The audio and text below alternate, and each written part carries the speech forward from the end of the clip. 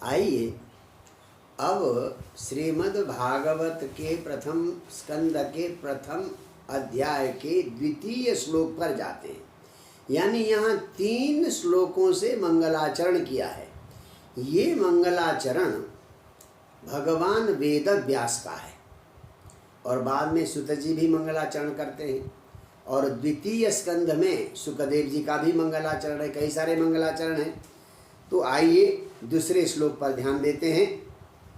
धर्मः प्रोज्झित कैतवोऽत्र परमो निर्मत्सराणां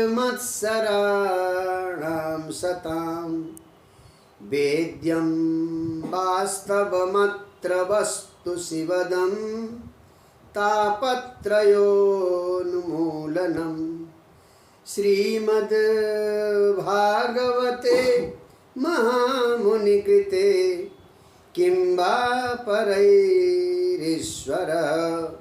सद्यो हृद्यवरिध्यतेऽत्र कृतिभिः शुश्रूषुभिः तत्क्षणात्।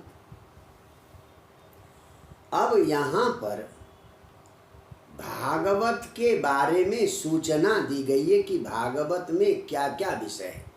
देखिए, किसी ग्रंथ को जानने से पहले उस ग्रंथ को जानने वाला अधिकारी कौन है, इस ग्रंथ को पढ़ने का अधिकारी कौन है, और इस ग्रंथ में क्या विषय है, विषय वस्तु क्या है। तो अधिकारी, विषय और फिर इस ग्रंथ का अन्य किन किन ग्रंथों के साथ संबंध है। ये संबंध अंत में ये दिया जाता है कि इस ग्रंथ के अध्ययन का प्रयोजन क्या है। इसको कहते हैं ये 4 संबंध, अधिकारी, विषय, संबंध और प्रयोजन। ये इस प्रकार से ये चारों बातें इस श्लोक में भगवान वेद व्यास ने कही है। पहले भागवत का परिचय देते हैं, आप ध्यान से देखें। अत्र इस भागवत में, वास्तव मंत्र में देखिए, अत्र इस भागवत में निर्मत्सराणाम, जिनमें मात्सर्य दोष नहीं है, यानी दूसरों की उन्नति पर जो चिढ़ जाए वो मात्सर्य दोष है। तो निर्मत्सराणाम, मात्सर्य दोष से रहित, सताम, सज्जनों के द्वारा जानने योग्य। जो मत्सरी लोग हैं, दूसरों की उन्नति पर चिढ़ते हैं, वो इसके अधिकारी नहीं है, भागवत सुनने के अधिकारी नहीं है। इसलिए निर्मत्सराणाम, मात्सर्य दोष से रहित, सताम, सज्जनों के लिए वेद्यम, जानने योग्य, और शिवदम, कल्याणकारी, वास्तवम वस्तु, वास्तविक वस्तु, परम तत्व का विवेचन है। निर्मत्सर लोगों के द्वारा जानने योग्य, वास्तविक, और शिवदम, कल्याणकारी, वास्तविक तत्व का यहाँ पर वर्णन है। तो ये वास्तविक तत्व कैसा है? तापत्रयोन्मूलनम, दैहिक, दैविक और भौतिक 3 प्रकार के ताप है। भौतिक पदार्थों से होने वाला ताप, दैवीय प्रकोप से होने वाला ताप, और मन के असंतोष से, बेचैनी से होने वाला ताप। तो इन तीनों तापों को उन्मूलनम, नष्ट करने वाला है। तीनों ताप इससे, इस ग्रंथ को अध्ययन करने से नष्ट हो जाते हैं। अच्छा, और अत्र यहाँ पर प्रोज्झित कैतवः परमो धर्म, यहाँ पर कोई छल कपट नहीं है।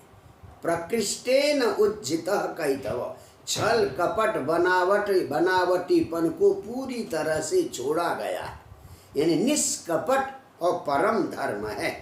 प्रोज्झित कैतव, कैतव कहते हैं कपट, कपट से रहित परमो धर्म, परम धर्म को यहाँ पर दिखाया गया है।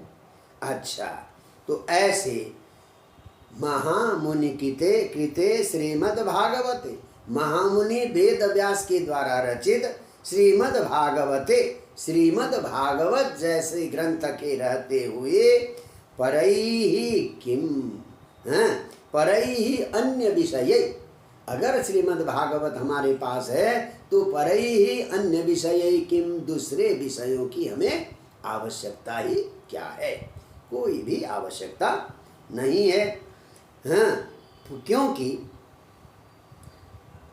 कृति भी शुश्रूषु भी जो भाग्यशाली है और जो महापुरुष की भगवान की शुश्रूषा करते हैं, ऐसे अधिकारी लोगों के द्वारा अत्र यहाँ पर ईश्वर सद्य हृदय अवरुह्यते, भगवान को हृदय में बांध लिया जाता है। जैसे अपराधी को जेल में हम रोकते हैं, वैसे ही सज्जन लोग अपनी सेवा भाव से भगवान को अपने हृदय में क्या कर लेते हैं, अवरुध्यते, एकदम बांध लेते हैं, हृदय में स्थापित कर लेते हैं। तो ईश्वर को कृति भी शुश्रूषु भी भाग्यशाली जो भक्तों के द्वारा तत्क्षणा तत्काल हृदय अवरुध्यते, तत्काल हृदय में एकदम रोक देते हैं। तो ऐसे भगवान हृदय में अवरुद्ध हो जाते हैं, किससे, भागवत के पढ़ने से। तो इसलिए अपर परई ही किम, अन्य ग्रंथों की आवश्यकता ही क्या है। तो देखिए यहाँ संबंध चतुष्टय, 4 प्रकार के संबंध। तो सबसे पहले अधिकारी, भागवत को पढ़ने का सुनने का अधिकारी कौन है, निर्मत्सराणाम सताम, जिसमें मात्सर्य दोष नहीं है, दूसरे की प्रगति पर दूसरे की उन्नति पर जिसे चिढ़ नहीं होती, वो भागवत के सुनने का अधिकारी है।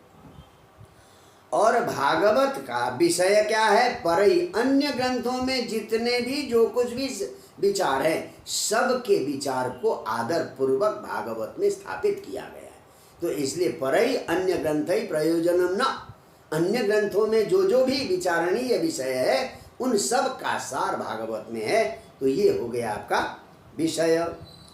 और इसको जानता कौन है कि कृति भी शुश्रूषु भी, जो कृतज्ञ शुश्रूषा करने वाले हैं, कृतज्ञ सेवक हैं, कृतज्ञ भक्त हैं, हाँ, उन्हीं का चरित्र भागवत में है। तो ये इसमें क्या हो गया, संबंध है। और सद्य हृदय अवरुध्यते, भगवान को तत्काल हृदय में स्थापित किया जाता है। ये क्या है, प्रयोजन है कि भगवान हमारे हृदय में हमेशा हमेशा के लिए स्थापित हो जाते हैं, ये इसका प्रयोजन है। तो इस प्रकार से यहाँ पर संबंध चतुष्टय, अधिकारी, विषय, संबंध और प्रयोजन, तीनों बातों को दिखाया है। बहुत ही मंगलमय ये श्लोक है। आइए अब तीसरा श्लोक। अब इन दोनों श्लोकों में आप थोड़ा सा ध्यान दें, इसका छंद क्या है। जन्माद्यस्य यतोऽन्वयादितरत चार्थेष्वभिज्ञस्वरात् सूर्यास्वैर्मसजास्ततः सगुरव शार्दूलविक्रीडितम्। तो ये दोनों, पहला श्लोक और दूसरा श्लोक, ये दोनों शार्दूल विक्रीडितम छंद हैं, शार्दूल विक्रीडित छंद हैं। अब आइए तीसरा, निगम कल्पतरोर्गलितं फलं शुकमुखादमृतद्रवसंयुतं पिबत भागवतं रसमालयं मुहुरहो रसिका भुवि भावुका। इस श्रीमद् भागवत के रस को मुक्ति पर्यंत, भगवत प्राप्ति पर्यंत पीते रहो, ये सलाह दे रहे हैं कौन, भगवान वेदव्यास। तो क्या है ये श्रीमद् भागवत, निगम कल्प तरोर गलितम फलम, वेद रूपी कल्प वृक्ष का, पेड़ का पका हुआ फल है। हाँ, केमिकल डालकर पकाया हुआ फल नहीं है, स्वतः पेड़ में पका हुआ, वृक्ष में पका हुआ फल। तो निगम कल्प तरो, निगम माने वेद रूपी कल्प वृक्ष का, गलितम सड़ा हुआ नहीं, एकदम पका हुआ फल है। और सुख मुखाद अमृत द्रव संयुतम, ये निकला कहाँ से? सुख मुखाद, यानी आप देखें किसी भी फल को अगर तोते ने चोंच मारा हो, समझिए वो फल सबसे मीठा होगा। तोते में ये विशेषता है। तो यहाँ पर सुखदेव जी है, सुख का अर्थ तोता भी होता है। तो सुख मुखात, सुखदेव के मुंह से निकला है इसका रस। कैसा है? अमृत द्रव संयुतम, अमृत का द्रव है, अमृत रूपी ये लिक्विड है। तो अमृत सब मिला हुआ ये फल है, अमृत का द्रव इसमें है। तो ऐसे भागवतम, श्रीमद् भागवत को हे भावुका रसिका, हे भगवान के भावुक रसिकों, भगवान के भक्तों, भूवि पृथ्वी में रहते हुए मुहु पिबत, बार बार पियो। कब तक पियो? रसम, रस को, मुहु पिबत, बार बार पियो। बोले कब तक? आलयम, जब तक आपकी लय न हो जाए, यानी मृत्यु न हो जाए, या जब तक भगवत प्राप्ति न हो, तब तक इस भागवत का अमृत रूपी रस मुहु पिबत, बार बार पीते रहो। यानी भागवत की कथा का पान एक बार कर लिया तो बस, ऐसा नहीं है, हमेशा भागवत के रस का पान करते रहना चाहिए। तो इस प्रकार से यहाँ पर ये भागवत की महत्ता बताई है। ये वेद के सारे तत्व को, वेद का सारा निचोड़ भागवत में है। क्यों? वेद रूपी कल्प वृक्ष का ये पका हुआ फल है। जय जय श्री राधे।